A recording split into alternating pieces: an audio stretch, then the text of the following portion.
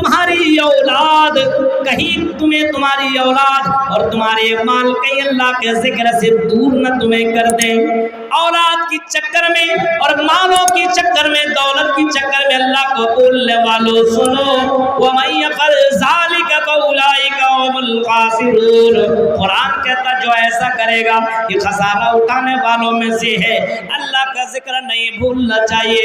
اولاد کے چکر میں، دولت کے چکر میں، مال کے چکر میں، بیویوں کے چکر میں اور بزنس کے چکر میں اللہ کو بھولنا نہیں چاہیے۔ جب آذان کی آواز تیرے کانوں سے ٹکرائے، اللہ اکبر اللہ اکبر، اپنی دکان بند کر دو، اپنے گھر کو چھوڑو، اپنے بیوی کو چھوڑو، اپنے بچوں کو چھوڑو اور تم مسجد کی طرف دوڑو، مسجد کی طرف جاؤ، مسجد کی طرف دوڑ پڑو، مسجد کی طرف نکل پڑو، کیونکہ اسی کے لیے تو اللہ تعالیٰ نے ہمیں اور آپ کو پیدا کیا ہے، اسی کے لیے ہمیں اور آپ کو اللہ تعالیٰ نے دنیا کے اندر بھیجا ہے۔ میرے بھائیوں، یہ کمانا تو ضروری ہے، لیکن اتنی کمائی میں تم ڈوب نہ جاؤ کہ اللہ تعالیٰ یہ کو بھول جاؤ، اللہ کا ذکر کرنا بھول جاؤ۔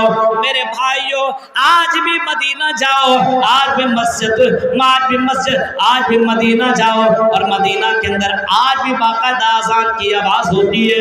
مسجد نبوی سے متصل جو بازار ہے، جس بازار کے اندر لوگ خرید و فروخت کرنے کے لیے جاتے ہیں، جو حجاج کرام پہنچتے ہیں، جب اس بازار کا جب جائزہ لو میرے بھائیو، اذان کی آواز جب ہوتی ہے تو لوگ کہتے ہیں کہ اب ہم دکانداروں کے مالک کہتے ہیں اب ہم تمہیں اپنا سامان نہیں دے سکتے، اب ہم تمہیں اپنا سامان بیچ نہیں سکتے۔ کسٹمر لینے کے لیے تیار ہے، پیسہ دینے کے لیے تیار ہے، لیکن دکان کا مالک سامان دینے کو تیار نہیں ہے، کیونکہ وہ چیخ کر کے کہتا ہے اللہ اکبر کی آواز آ چکی ہے، آذان ہو چکی ہے، اب ہم اپنے سامان کو بیچ نہیں سکتے، نماز کے بعد آپ وہ سامان خرید لیجئے۔ میرے بھائیوں، یہ وہ لوگ ہیں رجال اللہ تلہیم تجارت ولا بیع عن ذکر اللہ، یہ وہ لوگ ہیں جن کو، ایسے لوگ ہیں جو اللہ کے ذکر سے دور نہیں ہوتے، جن کی تجارت اللہ کے ذکر سے دور نہیں کرتی ہے۔ رجال اللہ تلہیم تجارت ولا بیع عن ذکر اللہ، میرے بھائیو یہ وہ لوگ ہیں جو بزنس کے چکر میں، دکانداری کے چکر میں اللہ کو بھولتے نہیں۔ ہم اور آپ کھیتی باڑی کرنے کے چکر میں اللہ ہی کو بھول گئے۔ صبح میں اٹھنا ہو 4 بجے 5 بجے فجر کی نماز کے لیے نہیں اٹھیں گے، لیکن 4 بجے اگر آدمی کو کھیت میں جانا ہو تو اٹھے گا، کوئی کام کرنا ہو تو کرے گا وہ، لیکن جو اصل کام ہے وہ کرتا نہیں ہے، اور کہتا مولوی صاحب پریشان ہوں، ٹینشن بہت ہے۔ میرے بھائی کو جو پہلا کام کرنا ہے، جو اللہ کا ذکر کرنا ہے، صبح میں اٹھیے تو الحمدللہ پڑھ کر کے اٹھیے، رات میں سوئیے تو اللہ کا نام لے کر کے سوئیے۔ آج ہماری زندگیوں کے اندر اللہ کا نام نہیں، سکون چاہیے تو اللہ کا ذکر کرو، سکون چاہیے تو قرآن کا ورد، قرآن کی آیتوں کی تلاوت اپنے گھر کے اندر لازم کرو، قرآن پڑھو، تب آپ کو سکون ملے، تب چین آئے گا۔ آج گانے کے اندر سکون ڈھونڈنے والوں، ایئر فون لگا کر کے میوزک سننے والوں، اللہ کی قسم قرآن کی آیتوں میں جتنا سکون رکھا ہے، جتنا سکون قرآن کی آیتوں میں ہے، اتنا سکون دنیا کی کسی میوزک میں نہیں ہے، کسی بھی میوزک میں نہیں ہے۔ قرآن کی آیتیں پڑھو۔ کفار مکہ بھی اس بات کو جانتے تھے اور کہتے تھے وَقَالَ الَّذِينَ كَفَرُوا لَا تَسْمَعُوا لِهَذَا الْقُرْآنِ،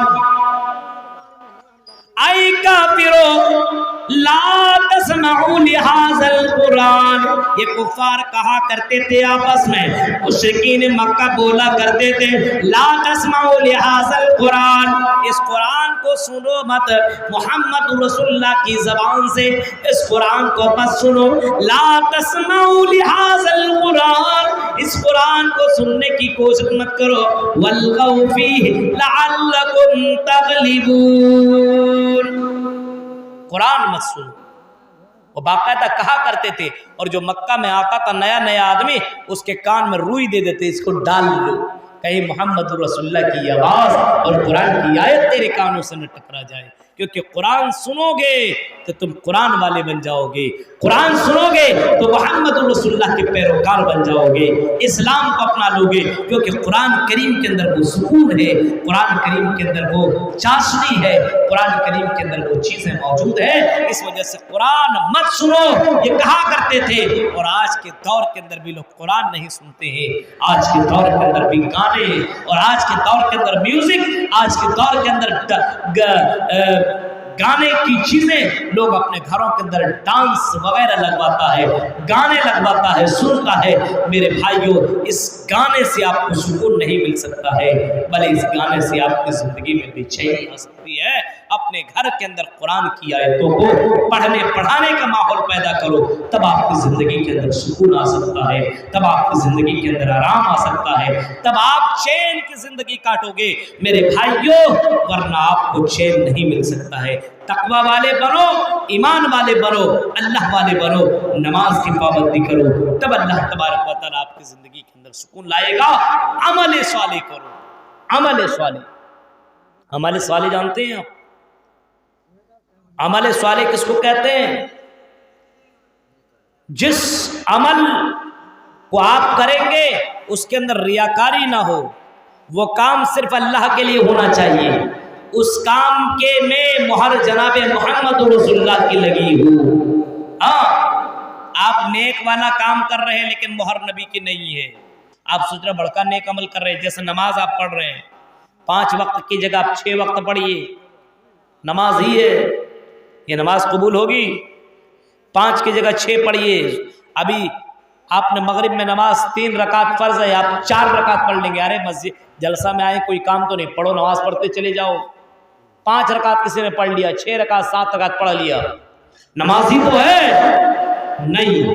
اس نماز کے لیے جناب محمد رسول اللہ کی مہر نہیں ہے، یہ کام آپ کے لیے قبول نہیں ہے، ایکسپٹ نہیں کی جائے گی۔ یہ عبادت عمل صالح تو ہے، نیک عمل ہے، لیکن نبی کی مہر نہیں ہے۔ میرے بھائیو، کوئی بھی کام کرے تو وہ کام کرے جس کے اندر نبی کی مہر ہو، جس کام میں نبی کی مہر نہیں وہ کام قابل قبول نہیں ہے۔ غرض ہے کہ وہ کام کتنوں بھی خوبصورت کیوں نہ ہو، اس کام کے اندر وہ کام آپ کے لیے قابل قبول نہیں ہوگی۔ اس وجہ سے میرے بھائیو، اپنے اندر ایمان پیدا کیجئے، تقوی پیدا کیجئے، اور اپنی زندگی کے اندر عمل صالح کرنے کی کوشش کیجئے۔ مدرسہ تعلیم القرآن، اس مدرسے کو زندہ رکھیے، کیونکہ مدرسے ہی سے آپ کی زندگی کے اندر تبدیلی آ سکتی ہے۔ مدرسے کے اندر قرآن کی آیتیں پڑھی جاتی ہے، اس قرآن کی برکت سے گھروں کے اندر برکتیں نازل ہوتی ہے۔ میرے بھائیوں، اس وجہ سے مدرسے کو حقیر مت سمجھو۔ آج مدرسوں کو ختم کرنے کی سازشیں رچی جا رہی ہے، لیکن مدرسے کے نظام کو بدلیے۔ بہت سے مدرسوں کا نظام خراب ہے، نظام کو بدلیے۔ مدرسے کو بدلنے اور مدرسے کو ختم کرنے کی ضرورت نہیں ہے، کیونکہ اچھے اعمال نیکیاں کرتے چلے جائیے، مرنے کے بعد یہی سب کچھ کام آنے والا ہے۔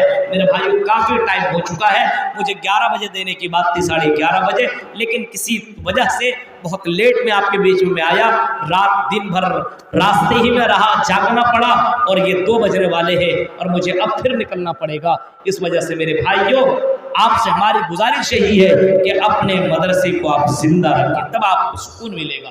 آپ کو لگے گا میں نے دنیا میں کچھ کیا ہے۔ بلڈنگیں بنانے والوں، بلڈنگیں بنا رہے ہو، لیکن اللہ کے راہ میں دے لو تو آپ کو لگے گا میں نے کچھ کیا ہے۔ مرنے کے وقت آدمی یہی چیز اپنی زندگی میں سوچے گا، لولا اخرتنی الی اجل قریب۔ جب موت کا فرشتہ اس کے پاس آئے گا، جب موت کے فرشتوں کو آدمی دیکھے گا، جب موت کو اپنے سامنے دیکھے گا اپنے، تب میری جان چلی جائے گی، تو انسان چیخ کر کے کہے گا الی اجل قریب لولا اخرتنی، کاش کہ مجھے تھوڑی سی مہلت مل جائے، تھوڑا سا ٹائم مجھے مل جائے، فَصَدَّقَ فَصَدَّقَكُم مِّنَ الصَّالِحِينَ۔ تھوڑی سی مہلت دے دو، تھوڑا سا ٹائم دے دو، ابھی مت مارو، مجھے بینکوں سے پیسہ لانے دو، مجھے اپنے خزانے سے پیسہ نکالنے دو، مجھے اپنے تجوریوں سے پیسہ نکالنے دو، مجھے اللہ کے راہ میں خرچ کر لینے دو۔ آئی فرشتہ تھوڑی سی مہلت دی دی، مجھے مت مار، مجھے اللہ کے راہ میں خرچ کر لینے دے، اس کے بعد مار لینا، اس کے بعد موت دے دینا۔ فَصَدَّقَكُم مِّنَ الصَّالِحِينَ، مجھے بھی صدقہ کر لینے دے، مجھے بھی نیک لوگوں میں شامل ہو جانے دے۔ لیکن میرے بھائیوں، موت کا فرشتہ کسی کی بھی نہیں سنے گا، موت کا فرشتہ ذرہ برابر تمہیں ٹائم دینے کے لیے تیار نہ ہوگا۔ اس وجہ سے لوگوں، اللہ کے راہ میں خرچ کر لو، اللہ کے راہ میں دے لو، اللہ کے راہ میں اپنے مالوں کو قربان کر لو۔ یہ مال کے چکر میں پڑے لوگوں، یہ مال آپ کا نہیں ہے، بلکہ اللہ کے نبی نے فرمایا ما اکلت فافنیت، جو کھا لیا وہی مال تیرا ہے، اور لبست فابلیت، جو تم نے کپڑا پہن لیا وہی تیرا مال ہے، اور تصدقت فامسیت، جو صدقہ، جو خیرات، جو اللہ کے راہ میں تو نے خرچ کر لیا وہی تیرا مال ہے۔ اس وجہ سے لوگوں، اللہ کے راہ میں خرچ کرو اور اپنا مال بنا لو، اپنی پونجی بنا لو، مرنے کے بعد یہی کام آنے والا ہے۔ اللہ کے راہ میں دے لو، اپنے مدرسے کو مضبوط رکھو۔ میرے بھائیوں، حافظ قرآن بن کر کے نکلے گا، قرآن کی تلاوت کرے گا تو آپ کو بھی ثواب ملے گا۔ میرے بھائی، یہی کام کرنا ہے آپ کو۔ جن لوگوں نے نہیں اس مدرسے کو تعاون دیا ہے وہ ضرور مدرسہ کو تعاون دے، کسی کے بہکاوے میں آنے کی ضرورت نہیں ہے۔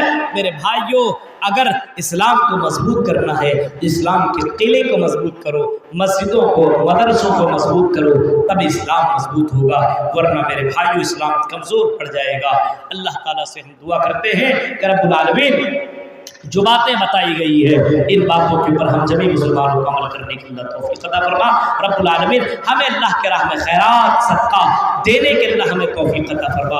اے اللہ ہمیں آخرت کی فکر کرنے کے اللہ توفیق عطا فرما، مرنے کے بعد کی زندگی کی تیاری کرنے کو ہمیں اللہ توفیق عطا فرما۔ قال اللہ اور قال الرسول کی صدائیں بلند کرنے کی توفیق عطا فرما۔ رب العالمین جب تک تمہیں زندہ رکھ